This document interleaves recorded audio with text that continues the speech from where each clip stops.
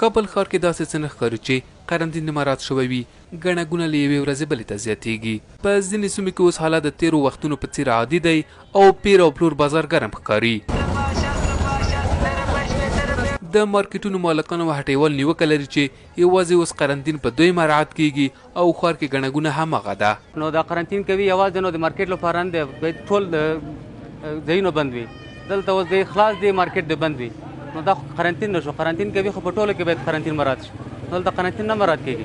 دولت باید داسې وقدم که قرنطینی باید مکمل هیچ شی پاتې نیست، اون باید بندی او که قرنطینی باید رادی سی ورو مارکیټ دی واس کېدل خو مارکیټ بهتره ده. تاسو لبانه تجربه هم شاید زیاتی. د اختر پر رسیدو سره اوس غوښتنه همدا ده چې نور د قرنطین مات شي او خلک دې پرېښودل شي چې خپل کاروبار وکړي. د سلماني، خیاطانو، بوټانو او رختونو د پلورلو دوکانونو ته تر اوسه اجازه نه وه.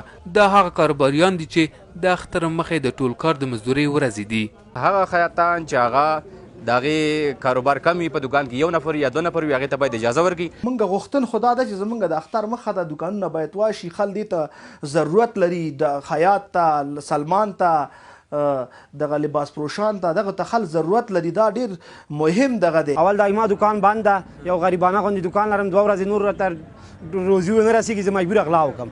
بیا دولت پوه شه، زه پوه شم مثال مجبورۍ نه زه غلا کوم. په ټول کابل ښار کې د خلکو ګڼه ګوڼه زیاته شوې، خو کابل پولیس د ښار په ځینو برخو کې د موټرو ګڼه ګوڼه په لوی لاس جوړه کړې او اندېښنې شته چې د ویروس خپرېدو ته به لاره هواره شي.